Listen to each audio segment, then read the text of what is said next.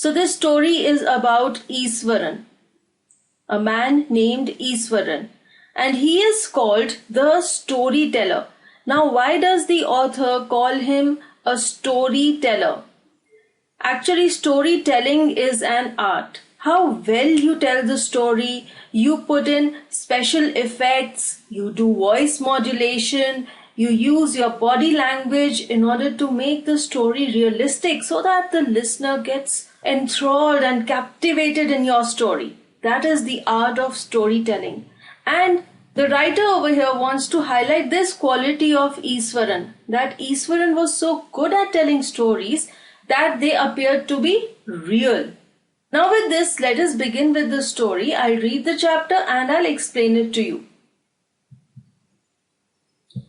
The story was narrated to Ganesh by a young man, Mahendra by name.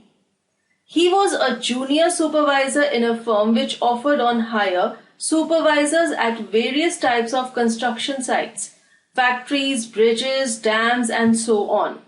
So this story of Iswaran is being told to a man named Ganesh. So who is telling the story? ये story कौन सुना रहा है? ये story Mahendra सुना रहा है. So this story of Iswaran is being narrated to Ganesh. Ganesh को महेंद्र ये कहानी सुना रहा है. महेंद्र एक जूनियर सुपरवाइजर है एक ऐसी कंपनी में. Firm means a company which offers on hire supervisors at various types of construction sites like factories, bridges, dams, etc. So Mahendra एक जूनियर सुपरवाइजर है जो कि एक ऐसी कंपनी में काम करता है जो कि अलग अलग कंस्ट्रक्शन कंपनीज को सुपरवाइजर्स किराए पर प्रोवाइड करती हैं. और ये जो कंस्ट्रक्शन साइट्स हैं ये अलग अलग चीजें बिल्ड करती हैं जैसे कि फैक्ट्रीज, ब्रिजेस एंड डैम्स. तो महेंद्र क्या करता है, ऐसी अलग अलग कंस्ट्रक्शन साइट्स पर जाकर सुपरवाइजर का काम करता है. Supervisor is a person who checks the work of all the other people, जो चेक रखता है बाकी सब वर्कर्स पर. Mahendra's job was to keep an eye on the activities at the work site. So here again the writer is telling us कि महेंद्र क्या काम करता था. He was a supervisor. He kept an eye on the activities at the work site. तो जो site थी जहां पर कंस्ट्रक्शन वर्क होता था वहां पर जो भी एक्टिविटीज होती थी, जो भी कामकाज चलता था, उस सब का ध्यान रखना, विजिल रखना, ये काम था महेंद्र का. He had to keep moving from place to place every now and then as ordered by his head office. From a coal mining area to a railway bridge construction site, from there after a few months to a chemical plant which was coming up somewhere. So here you can see the different types of places where Mahendra used to work. जैसे जैसे उसके head office यानी कि उसकी जो company थी जिसमें वो काम करता था वो उसे ऑर्डर दे देती थी कि अब हमारा कॉन्ट्रैक्ट है कि तुमने फलानी जगह पर सुपरवाइजर का काम करना है. अब रेलवे ब्रिज की कंस्ट्रक्शन हो रही है, उस साइड पर तुम सुपरवाइजर का काम करोगे. तो महेंद्र वहां चला जाता था. उसके बाद ऑर्डर आ जाते थे कि अब एक केमिकल प्लांट की कंस्ट्रक्शन हो रही है, तुम्हें वहां पर सुपरवाइजिंग करनी है. तो महेंद्र वहां चला जाता था. तो उसका काम कैसा था, कुछ महीनों वो एक जगह पर रहता था, अगली बार वो कहीं और चला जाता था. तो जैसे जैसे उसे ऑर्डर मिलते जाते थे वो अपनी जगह बदलता रहता था. Let us read further. He was a bachelor. Bachelor is a person who is unmarried. So Mahendra की शादी नहीं हुई थी. His needs were simple and he was able to adjust himself to all kinds of odd conditions, whether it was an ill-equipped circuit house or a makeshift canvas tent in the middle of a stone quarry. But one asset he had was his cook, Iswaran. What is a quarry? Quarry is a mine. एक कोयले की खुदान जहां से कोयला निकाला जाता है. So here the writer tells us that as Mahendra was unmarried, his needs were very simple. वो एक बहुत ही सिंपल लाइफ जीता था, बहुत ही थोड़ी सी जरूरतें थी उसकी, इसलिए वो किसी भी तरह की ऑड कंडीशंस में ठीक से रह पाता था. ऑड कंडीशंस मीन्स सपोजिटली उसे किसी सर्किट हाउस में रहना है जहां पर सारी सुविधाएं अवेलेबल नहीं है. एक ill equipped circuit house means a circuit house which does not have all the required amenities and facilities to live life. But still he would adjust there because he was a bachelor, he didn't have a family, he didn't have children, and so he could adapt to those living conditions. ऐसे ही कभी उसे एक tent में रहना पड़ता था, एक make shift tent यानी कि एक टेम्पररी टेंट में, जो कि एक माइन के पास लगाया जाता था.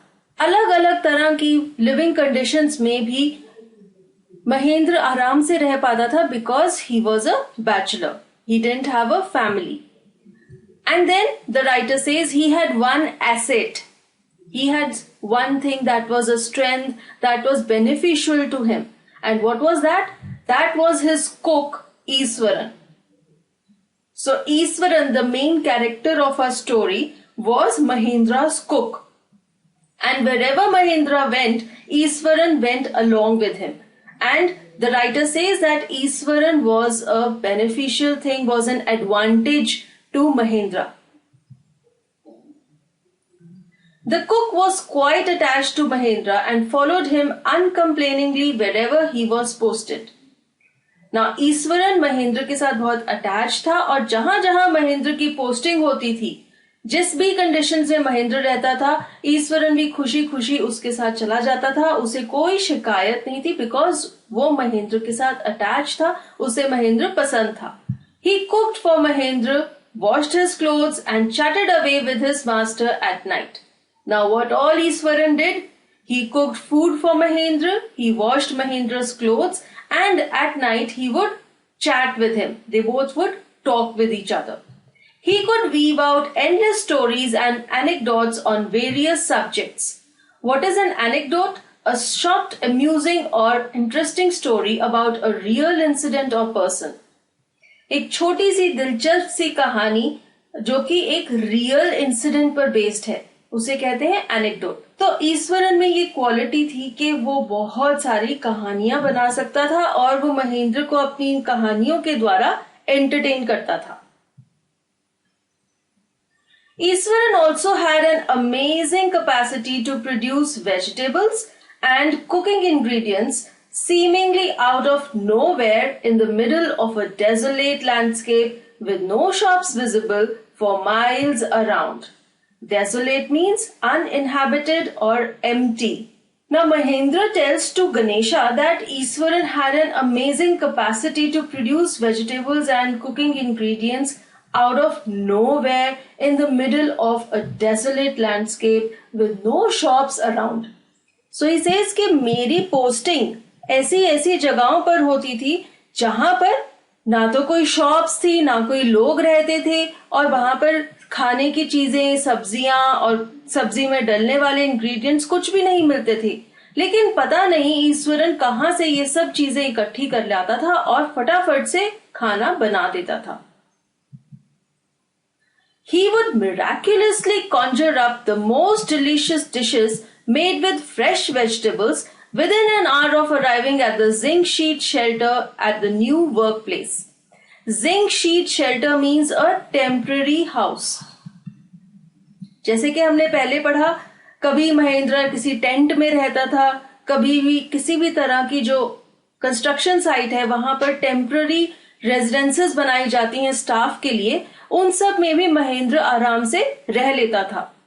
तो ऐसे ही महेंद्र गणेशा को बताता है कि जैसे ही हम किसी नई जगह पर रहने जाते थे, 1 घंटे के अंदर अंदर ईश्वरन सारा सामान इकट्ठा कर लेता था.